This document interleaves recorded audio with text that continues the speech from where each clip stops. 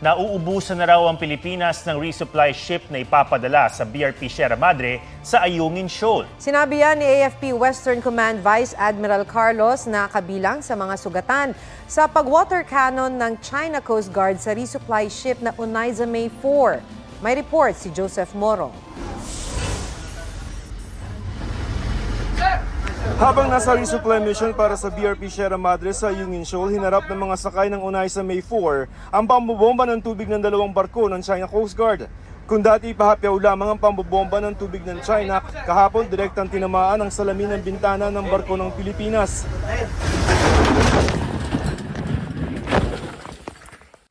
Nasugatan sa nabasag na salamin ng 4 na tauhan ng Unaiza May 4. Nasugatan din sa kamay si AFP Western Command Chief Vice Admiral Alberto Carlos na sakay mismo ng winotter cannon na barko. Sa drone shot ng PCG, kitang-kita ang pagtama ng tubig sa ating barko. You must off your course and leave immediately. Mike 201, this is 4407. We are attending a wounded personnel inflicted by your vessel. Para gamutin ang mga sugatan, nagpadala ang BRP Sindangan ng medical team na binantayan naman ng China Coast Guard. Bago yan, dumikit hanggang sa kumaskas ang China Coast Guard vessel sa BRP Sindangan. Kung hindi naging maagap yung ating Coast Guard sa paglalagay ng fender dito sa gilid ng BRP Sindangan, ay baka mas malala pa yung nangyari doon sa pagsalpok nitong China Coast Guard 21555 dito sa BRP Sindangan sa tangkang paghaharang ng mga resupply ships natin papunta sa Ayungin Shoal.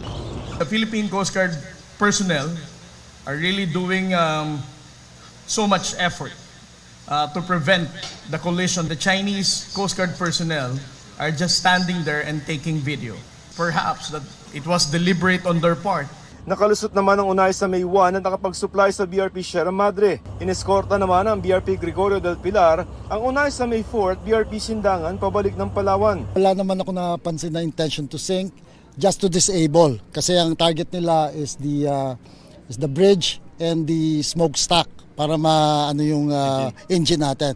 Sabi ni Pangulong Marcos, hindi pa ito dahilan para gamitin ang Mutual Defense Treaty sa Amerika. We continue to view with great alarm this continuing dangerous maneuvers and dangerous action. I think that we cannot view this in any way but in the most serious way. Sabi naman ng US State Department, tutulong ang US kung magkakaroon ng armed attack sa mga barko, eroplano at mga tauhan ng AFP at Coast Guard ng Pilipinas alinsunod sa Mutual Defense Treaty.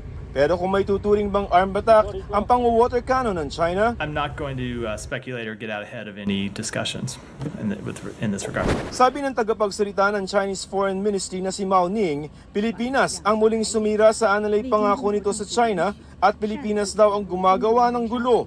Ayon naman sa DFA, wala raw kasunduan na pinasok ang Pilipinas sa China tungkol sa Ayungin.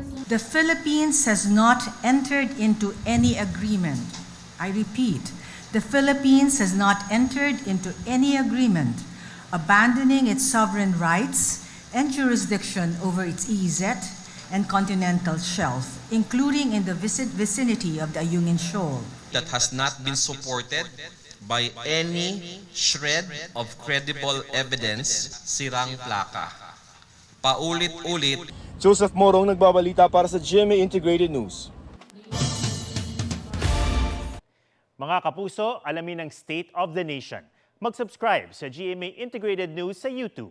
Sa ating mga kapuso abroad, samahan nyo kami sa GMA Pinoy TV at sa www.gmanews.tv.